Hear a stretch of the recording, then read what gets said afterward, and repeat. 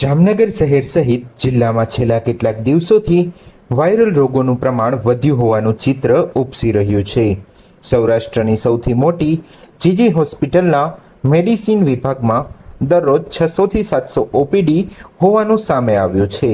તાવ સહિતના વાયરલ રોગ 3 ગણા વધ્યા છે. સામાન્ય દિવસોમાં 20 થી 30 દર્દીઓ સામે હાલ દરરોજના 80 થી 90 દર્દીઓ આઉટડોર સારવાર લઈ રહ્યા છે. મારું નામ ડૉક્ટર હરીશ પુરી, ઇન્ચાર્જ આરોગ્ય અધિકારી જામનગર મહાનગરપાલિકા. હાલમાં દર વર્ષની જેમ આ વખતે પણ જે ચોમાસાનું ઋતુ દરમિયાન જામનગર મહાનગરપાલિકામાં ખાસ કરીને શરદી ઉધરસ ઝાડાના કેસોમાં વધારો થયેલો જોવા મળે છે. આમ કેસની બાબતમાં વાત કરીએ તો જુલાઈ માસમાં સામાન્ય ઝાડાના 600 જેટલા દર્દીઓ નોંધાયેલા હતા અને શરદી ઉધરસના જે કેસ છે એ 900 જેટલા નોંધાયેલા હતા. આ ઉપરાંત આ વખતે જામનગરમાં કોલેરાના કેસીસ પણ જૂન અને જુલાઈ માસમાં નોંધાયેલા હતા. ઓગસ્ટ માસની વાત કરીએ તો અત્યાર સુધીમાં ઓગસ્ટ માસમાં 4 કેસ નોંધાયેલા છે. આમ કોલેરા અત્યારે કંટ્રોલમાં છે. એ ઉપરાંત મચ્છરજન્ય રોગચાળા પણ સામાન્ય રીતે આ સિઝનમાં વધતા હોય છે. તો એ રીતના વાત કરીએ તો મચ્છરજન્ય રોગચાળામાં 8 કેસ ડેન્ગ્યુના થયેલા છે અને 1 કેસ મલેરિયાનો કેસ થયેલો છે. તો આ રીતના આ સિઝનમાં થોડાક રોગચાળો વધારો થતો હોય છે. તો જામનગર શહેરના જે સિટીઝન છે એના માટે મારે એક વિનંતી છે કે આ સિઝનમાં આપણે બને ત્યાં સુધી પાણીજન્ય રોગો અને મચ્છરજન્ય રોગો ન થાય એના માટે આપણે તકેદારી રાખવી જોઈએ. જામનગર શહેર સહિત જિલ્લામાં ચાલુ ચોમાસામાં વરસાદ બાદ ધીરે ધીરે તાવ સહિતના વાયરલ રોગે માથું ઊંચક્યું છે. સતત વરસાદી માહોલ સાથે ધાબળિયું વાતાવરણ ઘણા દિવસોથી મોટા ભાગે યથાવત છે. ત્યારે અવિરત વરસાદી વાતાવરણના કારણે પાણીજન્ય રોગોમાં વધારો જોવા મળી રહ્યો છે.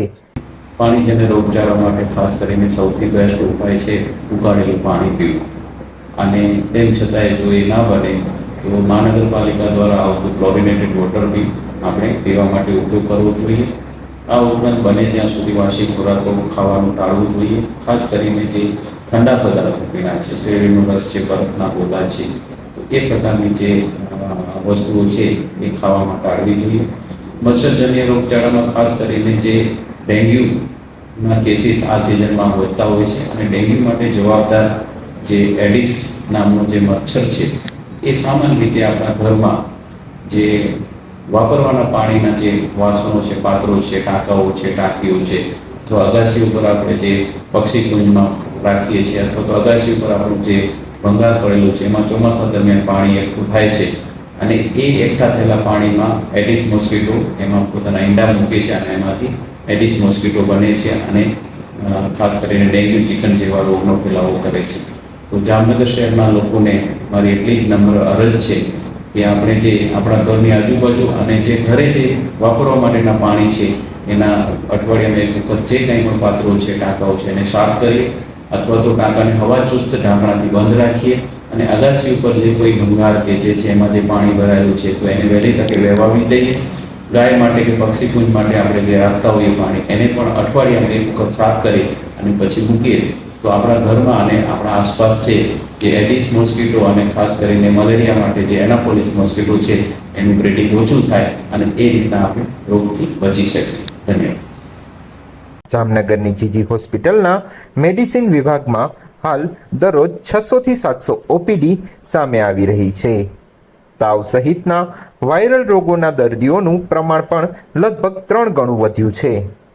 સામાન્ય દિવસોમાં દરરોજના 20 થી 30 કેસોની સામે હાલ રોજ 80 થી 90 દર્દીઓ આઉટડોર સારવાર લઈ રહ્યા હોવાનું સામે આવ્યું છે.